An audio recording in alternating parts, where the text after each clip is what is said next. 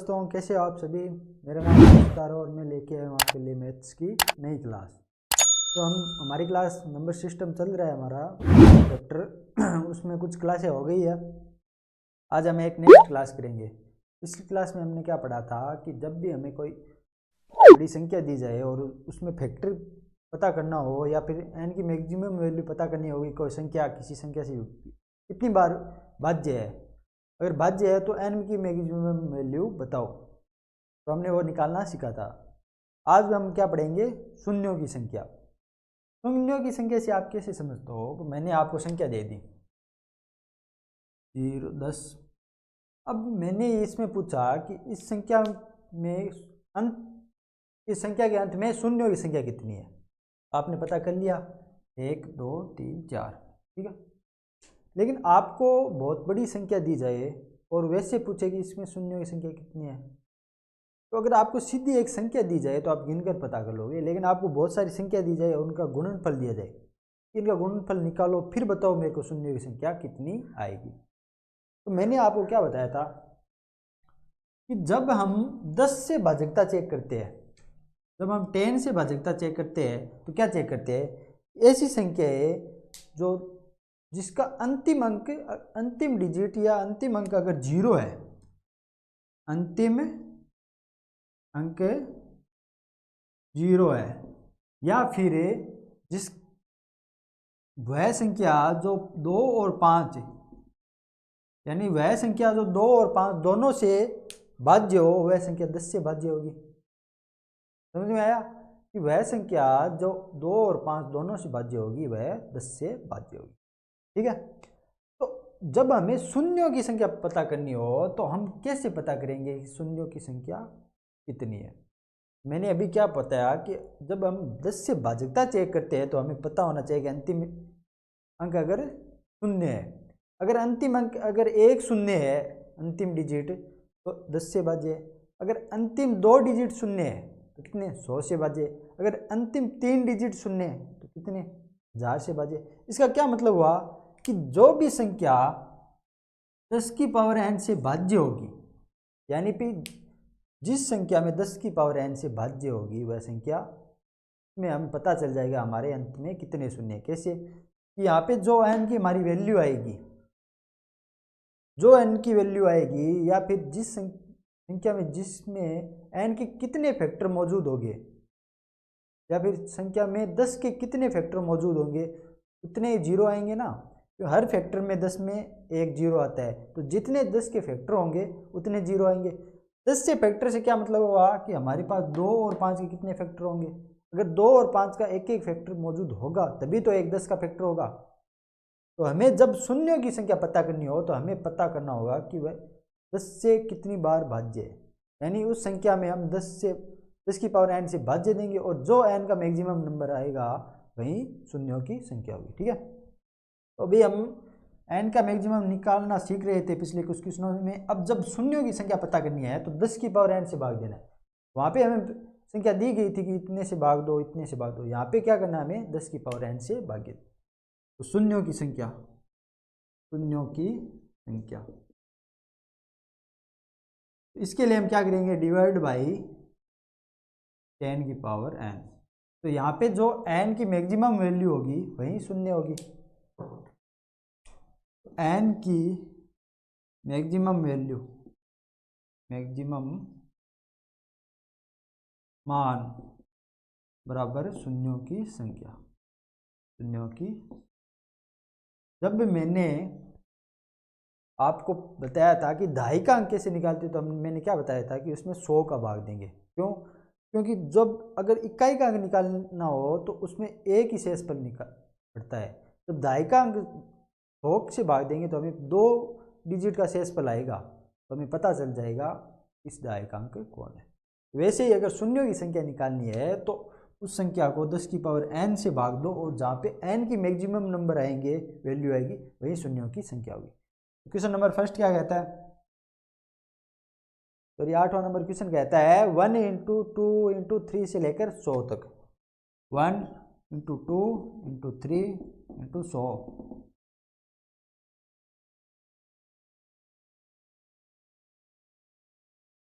100 से लेकर 100 तक, इसमें के अंत में शून्यों की संख्या हमें कैसे पता चलेगी? जब 10 की पावर n से भाग देंगे। तो यहाँ से 10 की पावर n से भाग देने का क्या मतलब हुआ? या तो 2 से भाग चेक कर लो या फिर 5 से, लेकिन हमें दोनों से चेक करना पड़ेगा। क्यों? क्योंकि 10 2 और 5 का दोनों का मल्टीपल है। जब हम 100 में 2 के लिए चेक करेंगे तो कितने डिविजिबल आएंगे हमारे पास आएंगे 50 आ गया। 50 में वापस 2 का किया 25 में 2 का किया कितने आ गए? 12 आ गए। 12 में 2 का किया कितने आ गए? 6 आएंगे, फिर 3 आएंगे, फिर और 6 आएंगे। 6 में 3 बार जाएगा, 3 में 1 बार जाएगा। ठीक है, तो यहाँ पे एन की वैल्यू कितनी है? 75 और 12 87 और 10 97। जब 5 से भाग देंगे तो एन की वैल्यू कितनी आएगी? 5 की पावर एन के लिए 100 में 5 का भाग देंगे 20 आ गया। फिर 20 में 5 का भाग देंगे कितना आया? 100 में 5 का भाग देंगे 20 आ जाएगा। और 20 में जब 5 का भाग देंगे कितने बार? 4 बार। 4 में जा नहीं सकता तो एन कितने आ गया? 24। इसका क्या मतलब हुआ? जब हमने 2 की पावर एन चेक की तो यहाँ पे 2 के तो कितने गुणनखंड मौजूद है इस संख्या में? 97। लेकिन 5 की पावर एन चेक की तो तब पता चला कि 5 के सिर्फ 24 मल्टीपल प्रेजेंट है। तो इसका क्या मतलब हुआ कि 10 की पावर में शून्यों की संख्या तभी पॉसिबल हो जाएगी जिसमें 1 2 और 5 दोनों के मल्टीपल होगा, क्योंकि दोनों से मिलकर ही एक 10 बनेगा और 10 से शून्य बनेगा। तो यहाँ पे जितने 2 5 या जिनमें इनमें से जो वैल्यू मिनिमम होगी उतने ही 10 पॉसिबल हो सकते हैं। तो जी शून्यों की संख्या अधिकतम कितनी हो जाएगी? यहाँ पे शून्यों की संख्या अधिकतम 24 हो जाएगी। समझ में आया कैसे आई? कि हमें जब शून्यों की संख्या निकालनी हो तो हमें 10 की पावर n से भाग देना पड़े, और जो हमारे पास n का मैक्सिमम नंबर आएगा वही शून्यों की संख्या होगी। तो 10 की पावर n से भाग देने के लिए हमें क्या करना पड़ेगा? उसके फैक्टर 2 और 5 दोनों से भाग देना पड़ेगा। जब 2 से भाग दिया तो 97 आए, और जब 5 से भाग दिया तो n की मैक्सिमम वैल्यू 24 आई। लेकिन हमें n की मैक्सिमम वैल्यू क्या लेनी पड़ेगी? 24 ही लेनी पड़ेगी। क्यों लेनी पड़ेगी? तो चाहे 2 कितनी ही हो, लेकिन 10 तभी बन पाएगा जब 2 और 5 दोनों मौजूद होंगे। अगर हमारे पास 2 97 है और 5 अगर 25 है तो हमारे पास 10 कितनी बार बन पाएंगे? 24 ही बन पाएंगे। क्यों बन पाएंगे? क्योंकि दोनों 10 के लिए हमें 5 और 2 दोनों के मल्टीपल की गुणनखंड की आवश्यकता होगी। ठीक है, अगर शून्य तो 10 यहाँ से पता चल जाएगा कि n की पावर कितनी आ जाएगी? n की पावर मैक्सिमम मान आएगा 24। अगर n का मैक्सिमम मान 24 है तो इसका क्या मतलब हुआ? शून्यों की अधिकतम संख्या 24 आ गई। समझ में आया? क्वेश्चन था। नेक्स्ट क्वेश्चन क्या कह रहा है? 5 × 10 × 15 से लेकर 500 के अंत में शून्यों की संख्या ज्ञात करनी है। 9 नंबर क्या कह रहा है? 5 × 10 × 15 से लेकर 500 तक हम क्या करेंगे? 10 की पावर n से भाग देंगे। तो अब हम क्या करेंगे? हमें पता है कि जब भी ऐसी फॉर्म दी जाए तो हमें 1 से शुरुआत करनी है। तो यहाँ से क्या करना पड़ेगा? पहली फॉर्म 5 आ रहा है, दूसरी में भी 5 का मल्टीपल आ रहा है, मतलब 2 गुना हो गया, 3 गुना हो गया। तो लास्ट फॉर्म कौन सी हो जाएगी, या लास्ट टर्म कौन सी हो जाएगी? हर में 5 से गुना हो रहा है तो लास्ट में भी 5 से हुआ है, लास्ट टर्म ज्ञात करने के लिए 5 से भाग देंगे तो 100 भी हो जाएगी। मतलब 5 की पावर 100 n 100 बाहर आ जाएगा। तो क्या बचेगा फिर? 1 × 2 × 3 से लेकर 100 तक बच जाएगा। अब हमें चेक करना है कि यहाँ पे n की मैक्सिमम वैल्यू कितनी है। तो n की चेक करने के लिए हमें वही बेसिक रूप से 2 और 5 की चेक करेंगे। तो इसमें हमने 2 की पावर चेक की, 2 की पावर n से हमें क्या पता चलेगा? अभी बार बार करने की जरूरत नहीं है, अभी चेक किया था। जब 100 में 2 की पावर n मैक्सिमम वैल्यू कितनी आती है? 97। और 5 के लिए जब चेक करते हैं तो 5 की कितनी हो जाएगी? 5 की पावर n में मैक्सिमम कितनी आ जाएगी? 100 में 24 आ जाएगी। लेकिन एक चीज़ आपने नोटिस की है कि यहाँ पे 5 की पावर 100 बाहर भी है, तो गुणनखंड में तो वो भी आएगी ना, क्योंकि संख्या तो पहले से गुणनखंड में है। तो जब हम 5 की मल्टीपल या फैक्टर चेक करेंगे तो फैक्टर 5 के ये भी होंगे, कितने होंगे? 100। 5 के कुल कितने फैक्टर हो जाएंगे? 124। और यहाँ पे 2 के फैक्टर कितने हैं 97। तो इसका क्या मतलब हुआ कि यहाँ पे 2 और 5 के दोनों के फैक्टर अधिकतम है, लेकिन संख्या 10 किससे मिलकर बनी है 2 और 5 से, दोनों ही गुणनखंड में। तो जो हमारे पास दोनों में मिनिमम फैक्टर होंगे वही 10 के अधिकतम फैक्टर हो सकते हैं। क्यों हो सकते हैं? क्यों? अगर हम 5 के 124 फैक्टर का यूज करके पता अगर सोचे कि 10 के फैक्टर 124 हो सकते, नहीं हो सकते। क्यों नहीं हो सकते? क्योंकि 10 बनाने के लिए हमें 5 और 2 दोनों की जरूरत पड़ेगी। जब 97 तक तो बन जाएगी 10, क्योंकि 2 का यूज कर रहे हैं, उसके बाद हमारे पास 2 ही नहीं रहेगा तो 10 कैसे बनेगा? इसका क्या मतलब हुआ कि यहाँ पे जब 10 की पावर n से भाग देंगे तो अधिकतम कितनी n का मान आ सकता है 97, यानी शून्यों की संख्या अधिकतम कितनी आ सकती है 97। अधिकतम यहाँ पे कितनी हो जाएगी 97। समझ में आया कैसे होगी? तो यहाँ पे ये रीजन है, यहाँ पे 2 की पावर n तो जब n की मैक्सिमम वैल्यू तो 97 आ रही है, लेकिन 5 की पावर n में n की मैक्सिमम वैल्यू 124 आ रही है। क्यों आ रही है? क्योंकि 5 की पावर 100 यानी 5 के 100 फैक्टर बाहर भी स्थित है, वो भी संख्या में काउंट होंगे, इसलिए यहाँ पे पावर ज़्यादा होगी। अगर ये पावर ज़्यादा है तो हम इसको ले नहीं सकते। क्यों नहीं ले सकते? क्योंकि संख्या 10 बनाने के लिए हमें 2 और 5 दोनों को लेना पड़ेगा, और वह तभी पॉसिबल हो जा पाएगा जब दोनों बराबर हो। लेकिन यहाँ पे तो सिर्फ 97 ही है, तो यानी उसके बाद हम 10 नहीं बना पाएंगे और शून्य की संख्या कितनी हो जाएगी अधिकतम 97। समझ में आया? 10 नंबर पढ़ो आप। तो आप शून्यों की संख्या कोई भी क्वेश्चन की निकाल लोगे, अब आराम से निकाल लोगे। क्यों नहीं निकाल लोगे? इतना टफ नहीं है यार क्वेश्चन, मतलब एसएससी इतना और बैंक पीओ में इतने क्वेश्चन आते नहीं। जब एक बार आप चैप्टर को अच्छे से पढ़ लोगे, प्रीवियस ईयर लगा लोगे, तो आपको इतना ज़्यादा टेंशन लेने की जरूरत नहीं है। 10 नंबर की क्या कहते हैं कि सभी अभाज्य संख्याओं के गुणनफल के अंत में शून्यों की संख्या ज्ञात करो। क्वेश्चन वही है, शून्यों की संख्या ज्ञात करो। तो क्वेश्चन क्या कहता है कि सभी अभाज्य संख्याओं के गुणनखंड में शून्यों की संख्या ज्ञात करो। तो आपको पता है अभाज्य संख्या कौन सी होती है? मैंने क्या बताया था कि जब हम नेचुरल नंबर को अलग अलग भागों में बांटते हैं तो कितने टाइप में बांटते हैं? 2 टाइप में बांटते हैं। कौन से?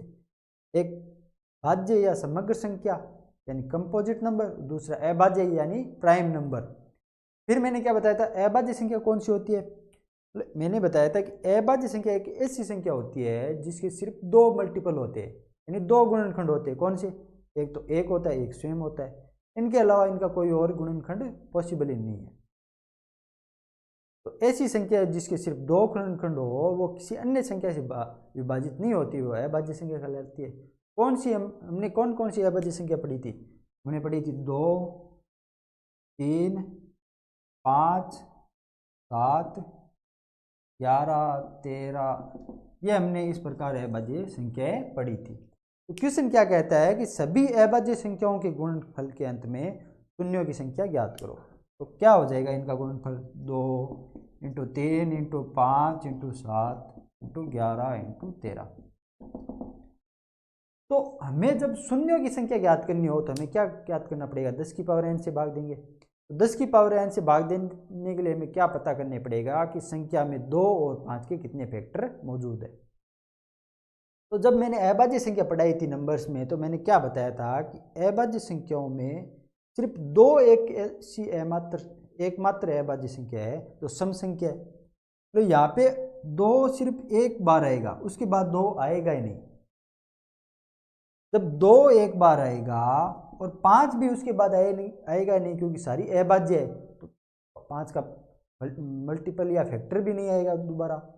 तो ये 5 और 2 जब दोनों ही एक बार आएंगे, 10 की कितनी बार बनेगा? एक ही तो बनेगा, दोबारा 10 थोड़ी बन सकता है, क्योंकि 10 बनाने के लिए हमें कितने चाहिए?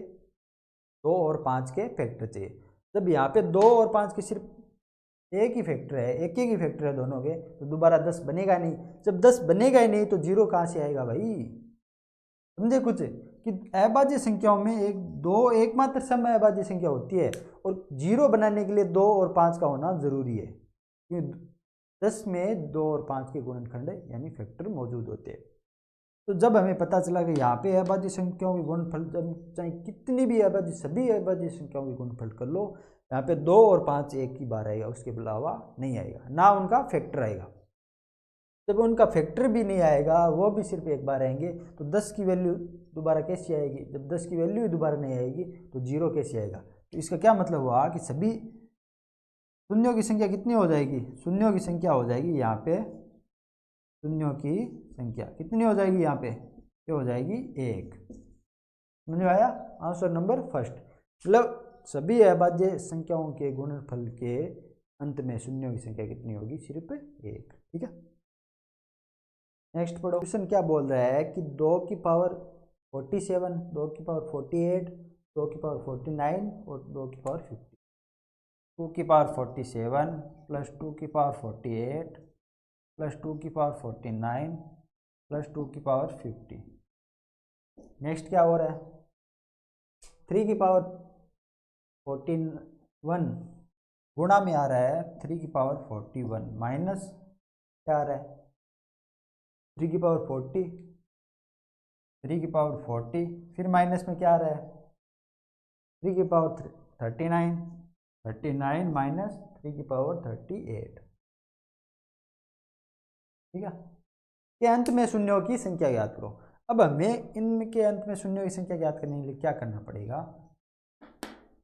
इनके जब हम आंसर निकालेंगे, इनको सोल्व करेंगे, फिर गुणा करेंगे, तभी पता कर पाएंगे ना। क्या इतना लंबा गुणा कर पाओगे आप? पाओगे। तो हम क्या करेंगे, पहले में हमें पता चल रहा है कि यहाँ पे 2 की पावर 47 है, यहाँ पे 48 है, यहाँ पे 49 है, यहाँ पे 50 है। तो हम क्या कर सकते हैं, पहले में 2 की पावर 47 को कॉमन ले सकते हैं। हाँ, ले सकते हैं। तो यहाँ क्या क्या बच जाएगा? 1 बच जाएगा। यहाँ पे 2 की पावर 48 है, तो 47 कॉमन आ गई, तो लास्ट में कितना बचा? 2 की पावर 1। यहाँ पे 2 बच जाएगा, मतलब 2 की पावर 2 यानी 4। यहाँ पे 3 बचेगा, 2 की पावर 3 मतलब 8। फिर इसमें हम क्या कॉमन ले सकते हैं? इसमें 41 तो कॉमन नहीं ले सकते, लेकिन यहाँ पे मिनिमम वैल्यू कॉमन ले सकते हैं, मतलब 38 ले सकते हैं। तो 3 की पावर 38 कॉमन आ गया, नीचे लिख देता हूँ। गुणा में 3 की पावर 38 यहाँ पे कॉमन आ गया, तो यहाँ क्या बचा? 3 की पावर 3 बच गया। 3 की पावर 3 कितने होते हैं? 27 बच, माइनस यहाँ पे 3 की पावर 2 यानी 9, यहाँ पे 3 की पावर 1 यानी कितने बच गए? 3, और यहाँ पे माइनस के 1। तो ये कितने हो गए? 2 की पावर 47 गुणा ये कितने? 1 और 2 3 हो गए, 3 और 4 7 हो गए, 7 और 8 15 हो गए, गुणा ये कितने हो गए? 3 की पावर 38 हो गए। ये कितने हो गए? 27 में से 9 गए 18, 18 में से 4 गए 14। तो इसमें हमें क्या देखने को मिल रहा है कि इसमें सिर्फ 15 एक ऐसा नंबर है जिसमें एक 5 मौजूद है। 15 कौन सा नंबर है जिसमें 3 × 5 यानी इसमें 3 और 5 के फैक्टर मौजूद है। क्वेश्चन में क्या पूछ रहा है कि अंत में शून्यों की संख्या, 10 से 3 13। तो इसमें अंत में शून्यों की संख्या हम कैसे ज्ञात करते हैं? जब हमारे पास 2 और 5 के फैक्टर मौजूद हो। 2 के फैक्टर तो हमारे पास 47 है, लेकिन 47 तो शून्य की संख्या हो नहीं सकती। क्यों नहीं हो सकती? कि उसके लिए हमें 5 की भी जरूरत पड़ेगी, और 5 तो हमारे पास सिर्फ 1 है। इसका आंसर क्या हुआ? इस संख्या के गुणनफल में आंसर में सिर्फ 5 एकमात्र ऐसा संख्या होगी। सॉरी, इस क्वेश्चन के मतलब सॉरी क्या बोल रहा हूँ मैं, इन नंबर्स के जब गुणनफल करेंगे, जब हम सॉल्व करेंगे, तो इसमें 2 और 5 का, 2 के तो गुणनखंड 47 मौजूद है, लेकिन 5 का सिर्फ एकमात्र गुणनखंड है। और जब 5 का एकमात्र गुणनखंड है तो सिर्फ 10 एकमात्र ही बन पाएगा। जब 10 एकमात्र बनेगा तो 0 भी 1 ही आएगा। तो क्या मतलब हुआ? अंत में शून्यों की संख्या कितनी आ जाएगी? 1। तो शून्यों की संख्या कितनी आ जाएगी? 0 बराबर 1। नंबर ऑफ जीरोज, शून्यों की संख्या कितनी होगी? सिर्फ 1 होगी। ठीक है, समझ में आया क्वेश्चन? नेक्स्ट क्वेश्चन 12 नंबर क्या कहता है? 1 की पावर 1, 2 की पावर 2, 3 की पावर 3 से 100 की पावर 100 के अंत में शून्यों की संख्या बताओ। ये क्वेश्चन बहुत इंपॉर्टेंट क्वेश्चन है। जैसे 1 की पावर 1 गुणा 2 की पावर 2 गुणा 3 की पावर 3 से लेकर 100 की पावर। ठीक है, तो यहाँ के अंत में शून्यों की संख्या निकालनी है। तो हमें बेसिक रूप से पता है कि शून्यों के लिए क्या करना पड़ेगा? 2 और 5 के फैक्टर निकालने पड़ेंगे। लेकिन जब तक हम 100 तक पुगेंगे तो 2 के तो बहुत सारे फैक्टर हो जाएंगे, क्योंकि यहाँ पे पावर भी है। तो 2 का तो निकालने की कुछ खास जरूरत नहीं। हम 5 के देख लेते हैं 5 तक कितने फैक्टर हैं। तो जब हम आगे बढ़ेंगे तो हर संख्या की पावर में बराबर पावर आ रही है संख्या के, तो 5 की पावर कितनी हो गई 5। इसमें नंबर ऑफ 5 कितने आ जाएंगे, नंबर ऑफ 5, क्योंकि यहाँ पे शून्यों की संख्या निकालने के लिए हमें 5 की संख्या निकालनी पड़ेगी। तो इसमें कितने आ जाएंगे 5 आएंगे, क्योंकि 5 की पावर 5 है। फिर आगे जाएंगे 10, 10 में 5 का फैक्टर है, तो इसमें कितने आ जाएंगे 10 आ जाएंगे। फिर आगे जाएंगे कितने 15, 15 में 5 का फैक्टर है, तो यहाँ पे 15 की पावर 15, 10 की पावर 10। तो यहाँ से नंबर ऑफ 5 कितने आ जाएंगे 15। फिर आगे जाएंगे 20, तो यहाँ पे कितने आ जाएंगे 20 आ जाएंगे। फिर आगे जाएंगे 25। लेकिन मैंने क्या बताया था कि जब नंबर हमें रिपीट होंगे, मतलब 25 एक ऐसी नंबर है जिसमें 5 2 बार आ रहे हैं, तो 5 का स्क्वायर ही 25 है। जब इसके फैक्टर निकालने होंगे तो उसकी पावर वापस 25 है। तो यहाँ पे एक पावर 5 की पावर 25 और दूसरे 5 की पावर 25, यानी कितनी हो जाएगी यहाँ पे पावर 25 प्लस 25। ठीक है, समझ में आ रहा है। फिर हमें जाएंगे 30 के ऊपर जाएंगे, तो यहाँ पे आ जाएगी 30 पावर 30, फिर आ जाएगी 35 आ जाएगी 30, 40 आ जाएगी 45 आ जाएगी और 50। ठीक है, अब हम 50 में जाएंगे तो 50 में भी हमें पता है कि 50 क्या होती है 2 इंटू 25। 25 में वापस 25 है, तो 50 में कितने होंगे 50 में भी हमारे पास कितने आ जाएंगे 50 प्लस, फिर क्या आएगी 55 आएगा, 60 आएगा, 65 आएगा, 70 आएगा और वापस आएगा 75। 75 में भी 25 मौजूद है, तो ये भी 2 बार होगा, तो कितने हो जाएंगे 75 प्लस 75। फिर 80 आएगा, 85 आएगा, 90 आएगा और 100। 100 में भी 25 मौजूद है 2 बार, तो ये भी कितने आ जाएगा, ये भी आ जाएगा 2 बार 100 प्लस 100। तो जब हम इन सभी को जोड़ेंगे तो हमारे पास क्या वैल्यू आएगी, यहाँ से आ जाएगा 5 10 15 और 15 30, 30 20 50, 50 और 25 25 50 हो गया 100, मतलब यहाँ तक कितने आ जाएंगे 100 प्लस 30 और 35 कितने हुए 75, 75 और 40 कितने हो गए 115, 115 और 45 कितने हो गए 160। एक मिनट रुको, 80 और 70 150, यहाँ पे कितने हो जाएगा 80 और 70 150, ये 150 आ गए। फिर यहाँ पे कितने आ रहे हैं, ये आ जाएगी 50 50 100 और 155 आ गए। फिर यहाँ पे कितने आ रहे हैं 120 125 और 70 195 आ जाएंगे। फिर यहाँ पे कितने आ रहे हैं 150 80 230 आ जाएंगे। फिर यहाँ पे कितने आ रहे हैं 175 आ जाएंगे। फिर यहाँ पे कितने आ रहे हैं 200 आ जाएंगे। ठीक है, जब इनको वापस ऐड करो तो कितने आ जाएंगे 5 5 10 5 15, बढ़ेगा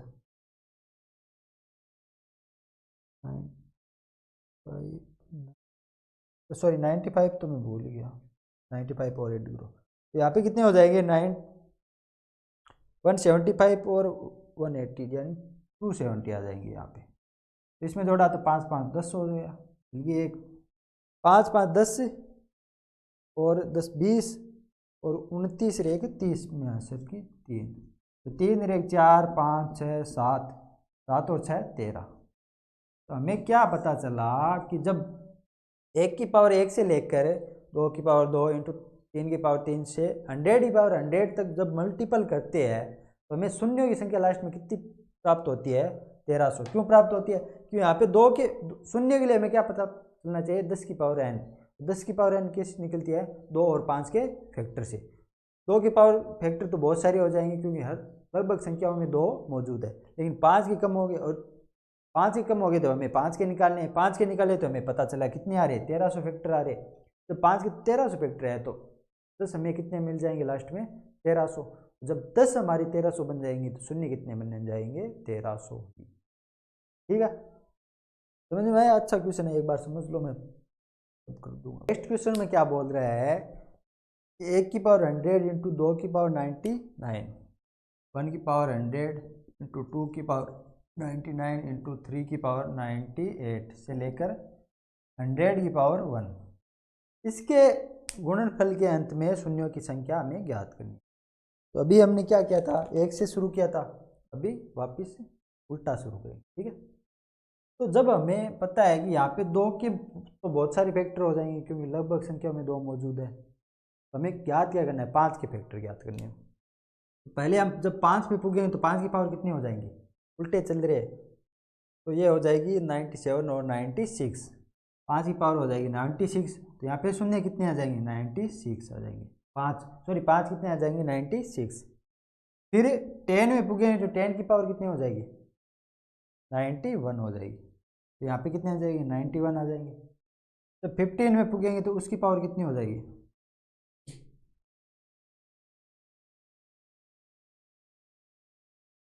जब हम शुरू करेंगे तो हमें पता है कि 5 की पावर जितनी हमें 5 के फैक्टर मिलेंगे उतने हमारे जीरो हो गए। तो 5 की पावर जब हम 96 होगी तो वहाँ पे 96 आ जाएंगे। 10 की पावर 91 होगी तो यहाँ पे कितने आ जाएंगे, 91 आ जाएंगे। 15 की पावर कितनी होगी, 86 आ जाएंगे। फिर 20 की पावर कितनी होगी, 81 होगी। ठीक है, फिर 25 की पावर कितनी होगी, ये होगी 76। लेकिन यहाँ पे क्या होगा कि 25 में 5 का 2 मल्टीपल आ रहे हैं, तो यहाँ पे कितनी हो जाएगी, 86 प्लस 86 हो जाएगी। फिर हो जाएगी 35 में कितनी हो जाएगी पावर, 35 में हो जाएगी, सॉरी 30 में हो जाएगी 71 हो जाएगी। और 35 में कितनी हो जाएगी, 66 हो जाएगी। और 40 में कितनी हो जाएगी, 61 हो जाएगी। और 45 में कितनी हो जाएगी, 56 हो जाएगी। और जब हमें 50 पर पुगेंगे तो 50 की पावर यहाँ पे कितनी आ जाएगी, 51। तो यहाँ पे कितनी हो जाएगी, 51 प्लस 51। ठीक है, तब हम 55 की पर पुगेंगे तो यहाँ पे पावर कितनी हो जाएगी, 46। और 60 पावर कितनी हो जाएगी, 41 हो जाएगी। 65 की पावर कितनी हो जाएगी, 36 हो जाएगी। तो उल्टी चल रही है ना पावर, तो 65 की पावर अगर 36 आ गई तो 70 की पावर कितनी आ जाएगी, 31 आ जाएगी। और 75 की पावर कितनी होगी, 26 होगी। जब ये 26 होगी तो हमारे पास कितनी आ जाएगी, 2 बार आएगी, 26 प्लस 26। फिर जब हम 75 की आ गई तो 80 की क्या आ जाएगी, 21 आ जाएगी। 85 की आ जाएगी, 16 आ जाएगी। 90 की क्या आ जाएगी, 11 आ जाएगी। 95 की क्या आ जाएगी, 6 आ जाएगी। और 100 की पावर कितनी होगी, 1 होगी। तो 100 की पावर अगर 1 होगी तो इसमें 2 बार मल्टीपल आ रहे हैं, तो 1 प्लस 1। जब हम इन सभी संख्याओं को ऐड करेंगे तो टाइम लग जाएगा, तो आपको ध्यान रखना है जब हम संख्याओं को ऐड करेंगे तो नंबर ऑफ 5 कितने आएंगे, नंबर ऑफ 5 कितने आएंगे हमारे पास, आएंगे 1124। ठीक है, तो ये मैंने समझाया है कि कैसे आ रहे हैं। बाकी आपको क्या करना है, जो पीछे क्वेश्चन कराया था, ये क्वेश्चन और ये क्वेश्चन दोनों को आपको रट लेना है, याद कर लेना है। रटने का मतलब वैसे रटना नहीं है, आपको समझ में आ गया तो आपको एग्जाम में इतना करने की जरूरत नहीं है। ये बहुत बार ये क्वेश्चन आए हुए रिपीट हुए हुए हैं, इसमें कुछ बदलाव भी नहीं करते, सीधे ही आ जाते हैं। आपको ध्यान रखना है, अगर पावर सीधे चल रही है तो शून्यों की संख्या कितनी आएगी, 1300। अगर पावर उल्टी चल रही है तो शून्यों की संख्या कितनी आएगी, 1124। तो आपको इतनी मेहनत नहीं करनी पड़ेगी, क्योंकि यहाँ पे अगर शून्य की पावर निकालने बैठ जाओगे तो आप उतनी देर में 2 से 3 क्वेश्चन दूसरे कर दोगे। ठीक है, तो ये 2 क्वेश्चन आपको आंसर ही याद रखने। ओके, समझ में आया, समझ में नहीं आया तो कुछ। नेक्स्ट क्वेश्चन कहता है कि 1 से 300 तक की कितनी संख्या 7 से भाज्य। ठीक है, तो मैंने क्या पढ़ाया था कि 1 से 300 तक की हमें संख्याएं पता करना है। तो इसमें क्या पता होगा कि हमें ऐसी कितनी संख्याएं होगी जो 7 से भाज्य होगी, मतलब कितनी संख्याओं में 7 का फैक्टर होगा। ठीक है, इसमें एक चीज़ का ध्यान रखना है हमें, जब हमें 300 तक की संख्याओं का पता करना है तो हम सीधे डायरेक्ट पता कर सकते हैं। अभी जो फैक्टर हमने पता किया था वैसे ही भाग देंगे। कितनी बार जाएगा, 7 चौक 28, बच्चे 2 12 41। नहीं आ रही है ना, सॉरी, 7 दूनी 14, 42। अब हमें क्या करना है कि इसका आंसर 42 ही आएगा। अब आप बोलोगे सर वापस क्यों नहीं जाएगा, हम 42 में भी तो दे सकते हैं, 6 बार जाएगा। ये इसलिए नहीं दे सकते क्यों, पीछे जो हम क्वेश्चन कर रहे थे उसमें हमें फैक्टर चेक करने थे, हमें चेक करना था कि फैक्टर कितने हैं। तो हम जब चेक कर रहे थे तो कई संख्या ऐसी थी जिसमें एक ही संख्या के 2 फैक्टर मौजूद थे, अगर वो चेक करते तो 49 में 7 के 2 फैक्टर हो जाते। हमें उसमें फैक्टर की काउंटिंग करनी है, लेकिन इसमें क्या पूछा है, इसमें इतना पूछा है सिर्फ कि कितनी संख्या 7 से भाज्य है। हमें सिर्फ ये देखना है कि कोई संख्या 7 से भाज्य है या नहीं है। तो 49 7 से भाज्य है, हमें ये नहीं बताना कि कितनी बार भाज्य है, हमें सिर्फ इतना बताना है कि भाज्य है या नहीं है। तो इसका आंसर कितना होगा, 42 ही होगा, क्योंकि 49 को सिर्फ एक ही बार काउंट करेंगे। तो उसमें सिर्फ भाजकता चेक करनी है कि ये 7 से भाज्य है या नहीं, उसमें फैक्टर नहीं चेक करने। समझ में आया डिफरेंस क्या है। तो अब जब भी हमें भाजक पूछे कि कितनी संख्या है जो इस संख्या से भाज्य है या इसमें, तो आपको सीधे डायरेक्ट उसमें भाग लगा देना है, दूसरी बार उसको आगे नहीं बढ़ाना है। ठीक है, समझ में आ गया कि 1 से 300 तक की कितनी संख्या 7 से भाज्य है, 42।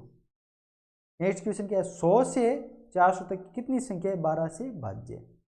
100 से 400 तक की कितनी संख्या है 12 से भाज्य। तो हम क्या करेंगे, 1 से 400 तक की पता करेंगे कितनी संख्या है 12 से भाज्य, फिर उसमें से जो 1 से 100 तक का है उनको घटा देंगे।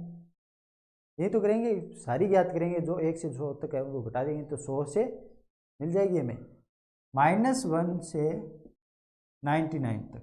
100 को इंक्लूड करना है, क्वेश्चन में पूछा है 100 से और 400 तक, मतलब 100 और 400 दोनों को शामिल करना है। ठीक है, उसमें 1 से 99 तक जो संख्या 12 से भाग्य है उनको हटा देंगे। आंसर क्या आ जाएगा, 400 में 12 भाग देंगे तो पता चल जाएगा कितनी संख्या 400 से भाज्य है। -49 में, सॉरी 99 में हम 12 से भाग देंगे तो कितनी पता चल जाएगा कितनी संख्या 99 तक 12 से भाज्य है। यहाँ पर कितना आंसर आ रहा है, 3 आ रहा है, और 36 बच गया कितना 4, 42 वापिस 3 आ रहा है, माइनस यहाँ पे कितना आ रहा है 12 8 96, यानी 8 आ रहा है। तो कितनी संख्या हो जाएगी 25। समझ में आया कि 25 एक ऐसी संख्या होगी जो 12 से पूर्णतः विभाजित होगी और वो 100 से 104 के बीच में होगी। ठीक है, तो नेक्स्ट क्वेश्चन क्या कहता है कि अभी हमें बताओ कि 101 से 550 तक कितनी संख्या 3 और 5 दोनों से भाज्य है। जब हमें सिर्फ एक संख्या का ज्ञात करना तो हम ज्ञात कर लेते, लेकिन हमें 2 संख्याओं का पूछा गया है। तो मतलब हमें ऐसी संख्या ज्ञात करनी है जो 3 से भी भाज्य है और 5 से भी भाज्य है। ऐसी नहीं जो 3 से भाज्य है लेकिन 5 से नहीं है, या फिर ऐसी नहीं जो 5 से भाज्य है लेकिन 3 से नहीं। हमें सिर्फ वही संख्या ज्ञात करनी है तो 3 और 5 दोनों से भाज्य हो, मतलब ऐसी संख्या लेनी है जिसमें 3 का भी भाग जा रहा है और 5 का भी जा रहा है। मतलब हमें एक ऐसी संख्या लेनी है जहाँ पे 3 और 5 का एलसीएम कितना हो जाएगा 15। मतलब 15 एक ऐसी संख्या है जो 3 और 5 से डिविजिबल है, ये सिर्फ एक फैक्टरों से डिविजिबल है। अब हमें वो संख्या ज्ञात करनी है तो 3 और 5 के एलसीएम यानी 15 से डिविजिबल है। तो 15 से डिविजिबल होगी, भाज्य होगी, वो 3 से भी होगी और 5 से भी होगी। याद क्या करना है, 101 से 550 तक हम कैसे ज्ञात करेंगे, 1 से 550 तक ज्ञात करेंगे, माइनस 1 से 100 तक। ठीक है, तो 550 से सॉरी तक कितनी संख्या 15 से भाज्य है, -100 तक कितनी संख्या 15 से भाज्य है, कितने आ जाएगा 15 या 45, बच्चे 10 100, 15 छकड़ी 90, 39 आ जाएगी, सॉरी 36 आ जाएगी, माइनस यहाँ पे 15 छकड़ी 90, इसका आंसर कितना आ जाएगा 30। ठीक है, समझ में आया। तो जब भी हमें 2 संख्याएं दी जाए अलग अलग और उनकी पूछे कि दोनों से भाज्य हो तब हमें उनके एलसीएम से चेक करना है। ठीक है, तो हमें पता चल जाएगा 1 से 100 तक, सॉरी 1 से 550 तक कितनी है संख्या है जो 15 से भाज्य है, क्योंकि जो संख्या 15 से भाज्य होगी वो 3 से भी होगी और 5 से भी होगी, क्योंकि 15 1 3 और 5 का एलसीएम है। ठीक है, समझ में आया क्वेश्चन। 6 और 8 से भाजकता चेक करनी है, तो 6 और 8 से भाजकता चेक करने के लिए वही वापस मेथड एलसीएम चेक करो। 6 और 8 का एलसीएम कितना होता है 24, और 24 एक ऐसी संख्या है जिसमें 6 का भी भाग कंप्लीट जाता है और 8 का भी जाता है। तो अब हमें वो संख्या चेक करनी है जो 6 और 8 दोनों से भाज्य, मतलब अगर कोई संख्या 24 से भाज्य होगी वो 6 से भी होगी और 8 से भी होगी। कहाँ तक चेक करनी है? 105, 1 से 500 तक। तो 105, 1 से 500 तक 24 से भाज्यता चेक करेंगे तो 24 का भाग देंगे तो कितनी बार जाएगा यहाँ पे? 24 दूनी 48 बच्चा 2, फिर कितना शेषफल बच्चा 2, 20, 20 में जा नहीं रहा, मतलब आ जाएगा 0। इसका आंसर कितना हुआ? 20। मतलब 501 से 500 तक सिर्फ 20 संख्याएं होगी तो 24 से भाज्य होगी या फिर 6 और 8 दोनों से भाज्य होगी। आंसर आ गया 20। समझ में आया? ठीक है। क्या ज्ञात करना है कि ऐसी संख्या ज्ञात करनी है जो 1 से 200 के मध्य 3 और 4 दोनों से भाज्य हो। ठीक है। तो जब हमें 3 और 4 का एलसीएम कितना आता है? क्या आता है? 12। हमें कौन सी संख्या ज्ञात करनी है? हमें वही संख्या ज्ञात करनी जो या तो 3 से भाज्य या 4 से, वो नहीं ज्ञात करनी जो दोनों यानी दोनों से भाज्य हो। तो कैसे ज्ञात करेंगे? क्या पूछा है? 1 से 200 तक। तो हम 200 तक 3 से भाज्य संख्या ज्ञात करेंगे, कितनी हो जाएगी? 3 से भाज्य हो जाएगी कितनी? 1 गया 6 3 18, वापिस आ गया 6 3 18, 66। 4 से भाज्य कितनी हो जाएगी? सॉरी 4 से ये कितनी हो जाएगी? 50 हो जाएगी। और 3 और 4 दोनों से भाज्य कितनी होगी? यानी एलसीएम 12 से भाज्य कितनी हो जाएगी? एक बार जाएगा 8 80, बार 12 चकानी 72 यानी 66।